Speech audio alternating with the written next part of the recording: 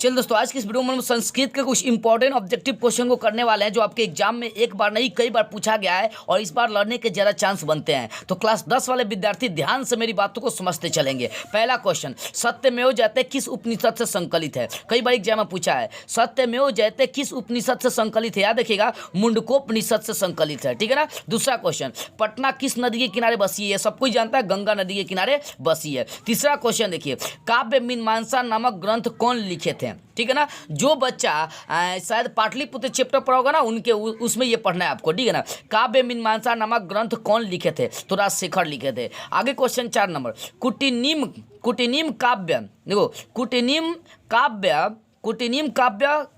कुटिनिम बोले कि कुटिनिम ताख्य काव्य के रचनाकार कौन है? ये आपको पाटलिपुत्र चैप्टर में ही शायद पढ़ना है। ठीक है ना। उसके लेखक कौन है? दामोदर गुप्त है। संस्कृत जो पढ़ेंगे वो आसानी से समझ जाएंगे। ठीक है ना। गोलघर कहाँ है? तो सबको जानता है, पटना में। आगे देखिए छठा, गुरु गोविंद सिंह सिख संप्रदाय के कौन से गुरु थे? तो 10वें गुरु थे। अब पूछेंगे सर ये तो हिंदी में है बाबू, आपका ऑब्जेक्टिव यही से पूछेगा। ठीक है ना। ये है संस्कृत का लेकिन उसको हिंदी में कन्वर्ट करके मैं आपको समझा रहा हूँ। ठीक है ना। ये सब आपको 10 क्लास के संस्कृत में पढ़ना है। ठीक है। सही क्वेश्चन आपका करेगा, ऑप्शन देकर पूछेगा।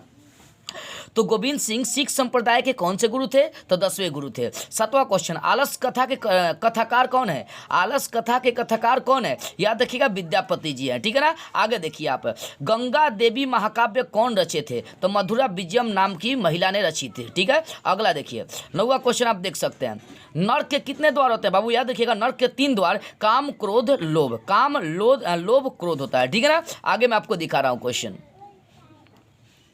आगे क्वेश्चन देखिए 10 नंबर कि स्वामी दयानंद का जन्म कब हुआ था? देखो, वेदों की ओर लौटो नारा किनका था? स्वामी दयानंद का ही था। तो स्वामी दयानंद का जन्म 1824 में हुआ था। ठीक है ना। आगे बोला है कि स्वामी दयानंद का जन्म कहाँ हुआ था? ठीक है ना। स्वामी दयानंद का जन्म कहाँ हुआ था? तो आंसर मैं आपको साइड में दिखा रहा हूँ, यहाँ पर देखिए, स्वामी दयानंद का जन्म कहाँ हुआ था?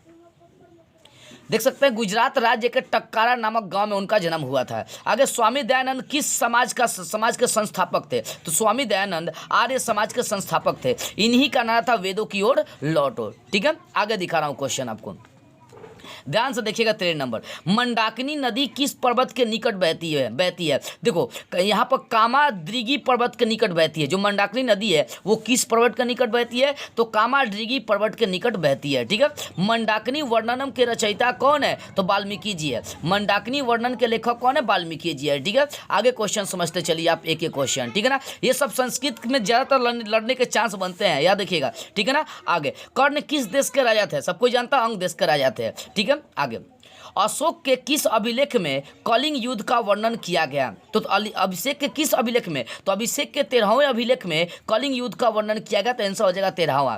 राजतरंगिणी के लेखक कौन है? कलहन। राजतरंगिणी एक पुस्तक है जिसके लेखक कौन है? कलहन है। ठीक है। आगे देख सकते हैं, पुराणों की संख्या कितनी है? सब कोई जानता है, 18 है। ठीक है ना। लोधी वंश का अंतिम शासक कौन था? ये एगो दूगो इतिहास का क्वेश्चन आपके इधर समा गया है, लेकिन याद देखिएगा, इस थोड़ा सा उसमें पढ़ना है। याद देखिएगा, पुराणों की संख्या कितनी है? 18 है। लोधी वंश का अंतिम शासक कौन था? इब्राहिम लोदी था। ठीक है ना। इब्राहिम लोदी। अगला दिखा रहा हूँ 20 नंबर, प्रसिद्ध ग्रंथ इंडिका किसने लिखी थी? देखो, इंडिका को लिखने का काम मेगास्थनीज ने किया था। आपको ये संस्कृत में पढ़ना है। ठीक है ना। इंडिका के संस्थापक कौन थे? मेगास्थनीज थे। हिंद स्वराज्य नामक पुस्तक किसने लिखी थी? सबको जानता है, गांधी जी, मतलब महात्मा गांधी ने लिखने का काम करी थी। ठीक है।